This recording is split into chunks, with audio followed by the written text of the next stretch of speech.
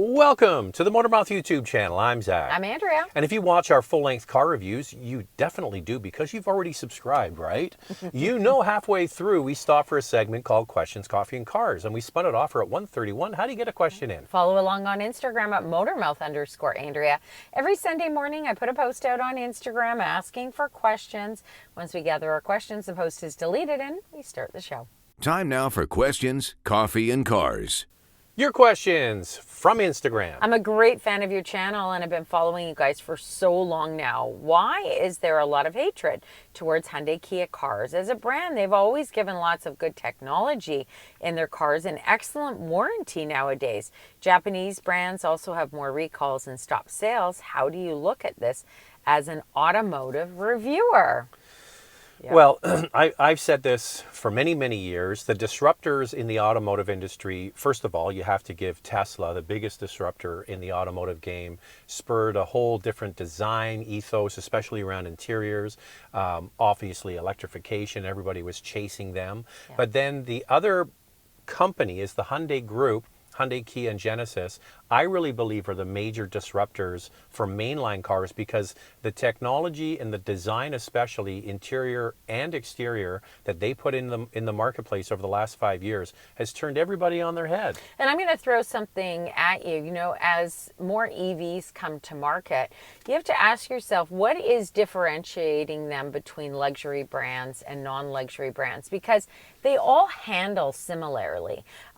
Range is usually pretty good for all of them. They're all fast. They've got that quick acceleration, smooth ride, quiet cabin. So what differentiates them? I think that is going to become smaller and smaller because Kia and Hyundai are offering beautiful interior designs.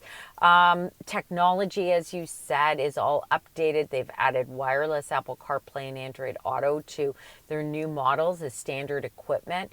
And they feel really good. They feel really good inside. So I think the problem is the history. Yeah. They had lots of issues and it's hard for people to forget, but they're definitely moving forward and they become more dependable today than what they have in the past. The numbers bear it out. Like if you look at the quality scores from J.D. Power over the last few years, they're right near the very top. Like we're not talking mid-pack.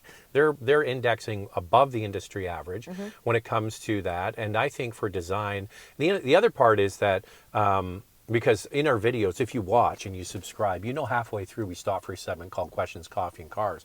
Well, just after that, Andrea, we do our vital stats and we go through the price, we go through the fuel economy, and at the end of vital stats, we give the warranty. And the warranty is 5 years, 100,000 kilometers in Canada. It's 10 years, 100,000 miles in the United States.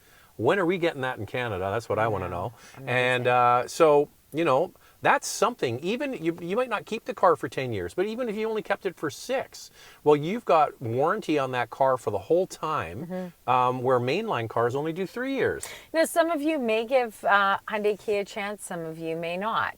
My mom was driving a Japanese vehicle and she decided to buy a Hyundai Tucson plug-in hybrid.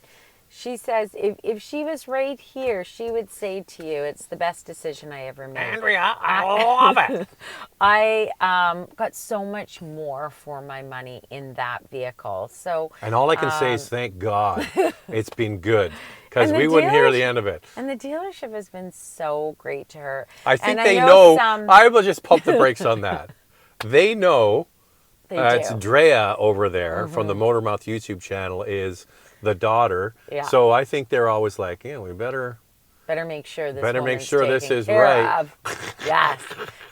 So I would definitely give them a chance. I recommended the brand to my mom. So I think that means something. I will just say, I would spend my own money and buy a Hyundai or Kia car. Absolutely. I would. Absolutely. 100%. I have no problem. No. And the one thing is, I always think of these things like, this isn't the way we live our life. We buy cars because we like them. We don't buy cars because it's going to be the most reliable. One thing we do, though, consider is resale value. We do. We're really, really, really specific on buying cars we know will hold their value. We're sitting in one here, not available anymore. We know if we want to sell it, there's going to be a long line of people who want to buy it because you can't get it anymore. And that's one of the reasons we buy specific cars. But when it comes down to, is it going to be more reliable or less reliable than another one? We'll deal with that if it comes up. We buy the car because we like it. It's not that important to us, and that may be super important to you, maybe number one on your list, and so you feel more comfortable going with another brand. But we are also big fans of Volkswagen, and we have viewers who will reach out to us, and I'm pretty straight up with them. Look, they don't have the best reliability record, but driving dynamics are there, and that is more important to us. Design is great. We have a GTI. I think that the infotainment system Andrea really likes because it's so quick. All that's good. Andrea, we're done with that question. Before we move on, it's not being brought up on Instagram. Oh, okay. It was mentioned though in one of the last questions, Coffee and Cars, one of the last ones, that they said, "Oh, Zach has retired the plaid shirts," and I'm here to tell you we are now entering peak plaid shirt season, and the plaid shirts, they have not been retired. They retired for the summer, of course. Although you have some short sleeve plaid shirts. I have some short sleeve plaid shirts. I don't wear them a lot on camera. He likes a good plaid. Who doesn't really? What guy out there doesn't like a nice plaid shirt? And I went through and I washed all of the plaid shirts. I got a lot of them. Yep. So the blue one is on today, but don't you worry. I know Andrea always matches her outfit to the color of the car. I do not. But the plaid shirts are coming back. If you were thinking that you were going to get through another fall, winter, spring season without a plaid shirt, well, you're sorely mistaken, my friend. Never. Never. He will not give up his plaid shirts. And at Christmas time, when we do our top 10 of the year, he will wear his, I like to call it his... My lumberjack. Lumberjack, Canadian-ish vibe checkered shirt. I do have a chain. I do have 2 chainsaws. Just saying, and an axe. I do, and I live in the middle of the city. Why do you have 2 chainsaws and an axe? Well, wouldn't you like to know? As cars come with many assists nowadays, do you find new manual cars do not benefit from these assists versus their automatic counterparts? For instance, there's no option to set cruise control with automatic stop and go in traffic, and the hill assist is oftentimes too intrusive when you want to get the car going on a hill. I almost have to adjust my driving style in order to make sure I can get off the line on a hill in my 2024 GTI manual. Well, that is a common complaint. Oh, I am with you on that. And you do have to adjust your driving style in order to get the hill hold. So the trick that I found is with the hill hold, you just release the clutch a little bit until you can feel it starting to grab, and then the brake will release. If you try and do it like quickly, it won't do it. So you have to definitely adjust that. So we have the exact same car, and the hill hold Andrea really dislikes. I really dislike it. And we were recently on the GLI Jetta event with the refresh, and I said to the head of product planning, I had no problem with this GLI manual transmission. What's up with the hill hold? Is it the same? It's different. It feels different to me than our GTI. And he said it never got that same system. I don't know. I dislike it. And I'm not the only one. I hear this often. You're not the only one. Yes. Now, the other advanced systems for, listen, I think that you're being a little bit too picky, to be honest with you, to have automatic stop and go autonomous system in a manual transmission. If you want that, they'll give it to you over on the dual clutch side of the GTI. So you're not going into a manual transmission wanting it to drive automatically. No. Like, just think about what you're saying. I bought this manual transmission and I want it to drive for me automatically. Get the frickin' automatic. I'm sorry. I'm sorry. I'm with you on the hill holds. I'm not with you on that. But you still have blind spot monitoring and rear cross traffic alert and some really great driver assist technology, but you've got a manual. I mean, it's not going to come with everything, and I don't mind that. The interesting thing is the GTI does have the cruise control that you can do at higher speeds that is automatic. Where a lot of, and it has the automatic braking and stuff, where a lot of manual transmission cars don't offer any of that advanced safety stuff because they haven't been able to figure it out. The Germans, they figured it out. They know their stuff. 3, 2, 1. Best 3-row SUV plug-in hybrid, 7 to 8 seats, CX90, XC90, Outlander, and the TX hybrid. You've got 450, but it's actually the 500H or others looking to replace Okay, the Q7. let's go through. So you've got the CX, Okay, CX90, 90. which is the Mazda. You've got the XC90, and those two, boy, you get those mixed up quickly, don't you? The Yeah. CX90 and the XC90, that's the Volvo plug-in the plug-in hybrid. The Outlander is the Mitsubishi. The TX is They say a plug-in hybrid is coming, but it's not out yet. the TX is not available yet. No. So I'm assuming you're thinking hybrid on that one? And then looking to replace Q7. Q7. Okay, of the ones you're offering, you Okay, want let's to do do a 3, 2, 1. 3, 2, 1. Volvo. TX. The TX isn't available yet. I'm saying the 500H.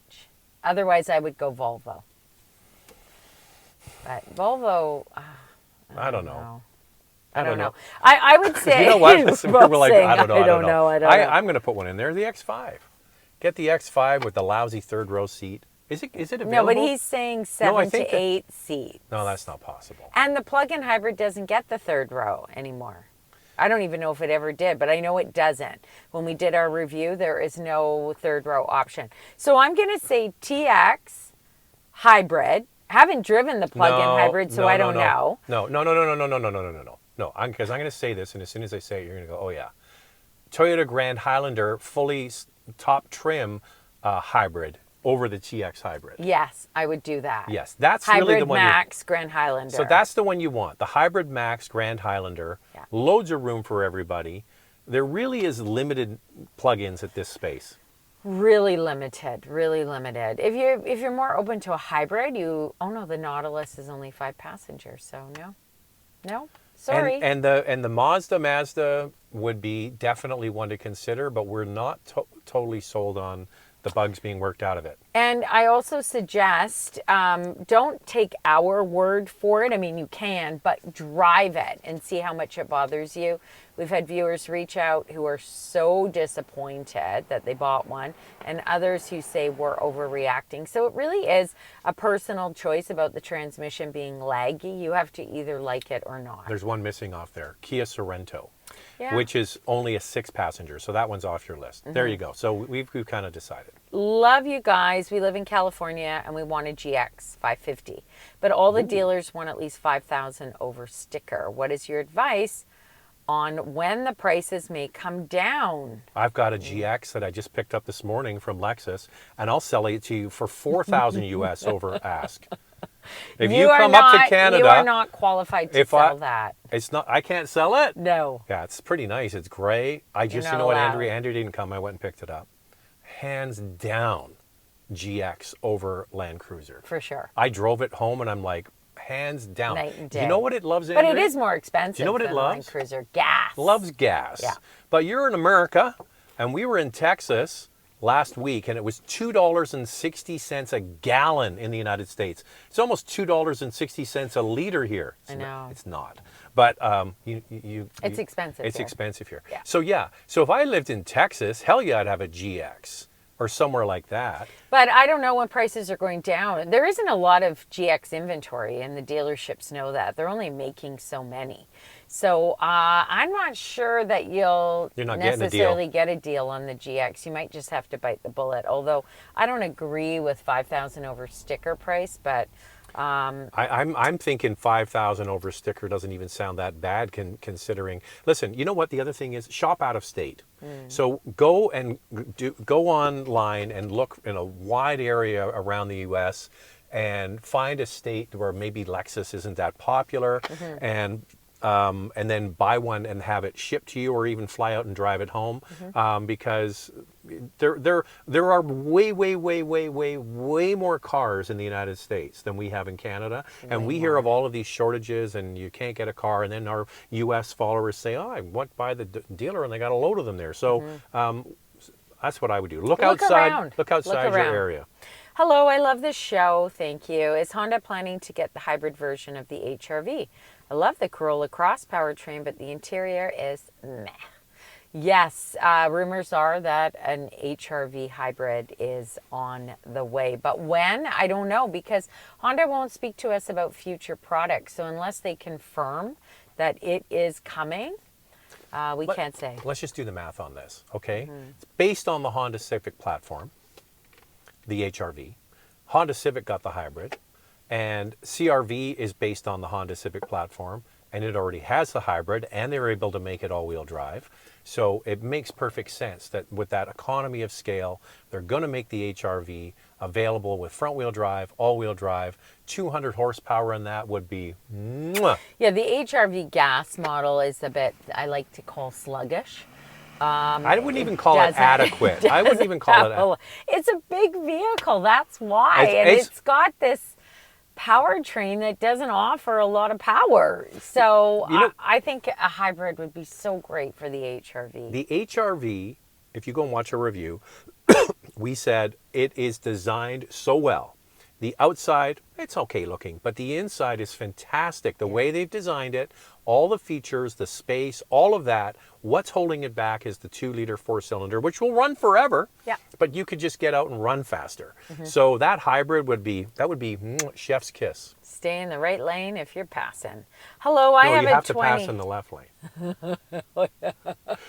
Once you've passed, what you do is in the Get in the right lane. No, what you do is in the right lane, you about a mile back, you've got to get a run at the truck, and you come up, and then you pass, and then we made it. That's got to be a slow truck too.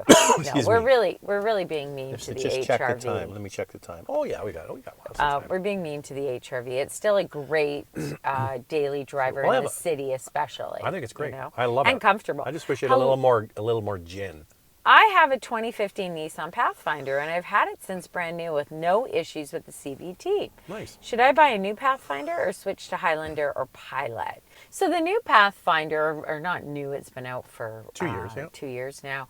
I actually really like it. I like the design of it. It's really rugged and bold looking. I like the interior layout, but I'm not a huge fan of the transmission in that one. I found it to be a little bit laggy. There is going to be probably, it hasn't been confirmed by Nissan, but we see it on the Infiniti side, that there is going to be a new powertrain, a Turbo 4, and maybe that will improve on the Pathfinder. Yeah, so the Pathfinder is really trucky feeling. You know that already. You've got one.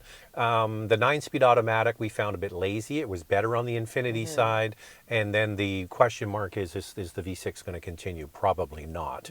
I mean, if they're already getting rid of it on the premium offering, you know the mainline car is going to follow suit. Yeah. And that's maybe motivation to get one now. If you like the idea of a V6 and if you're used to spending the money on gas, there you go. I also think that the interior of the Pathfinder for fit and finish and just more modern looking is better than the Highlander as well as the Pilot. But that's up to you. I say drive it, see what you think. I would drive all three, and I think once you drive it, you'll know exactly which one you want. I have a 2017 VW Golf, and I'm about 2,000 kilometers over my oil change because it's so hard to book an appointment. Will my engine eventually pay for this? I'm never late, and I'm freaking out. Well, doing it once is not going to hurt your engine. Listen, it's probably better. I know some people are going to scream at the screen right now. If you're in a rush to maybe go to a quick oil change place, and they do it quickly, and and get ask for the original equipment, filter, and all that kind of stuff. But being 2,000 over your oil change is not going to be great for your engine, but because you're so regimented on all the other oil changes, I wouldn't sweat it at all. Just get it done as soon as you can. And I also think if the dealership has wait times, they know, I'm sure you've talked to them and said, look, I'm 2,000 over.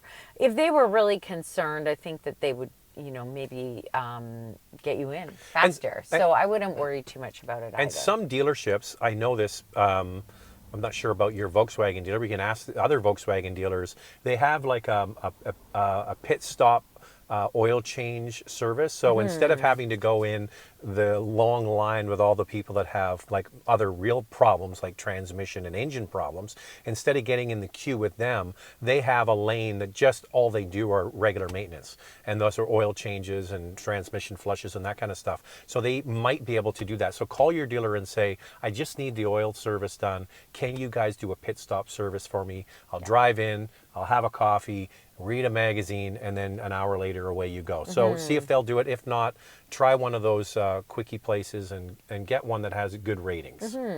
So that's it for us. If you want to get a question and follow along on Instagram at motormouth_Andrea. Every Sunday morning I put a post out asking for questions. Once we gather the questions, the post is deleted and we start the show. Talk to you then. Thanks for watching. With a different plaid shirt.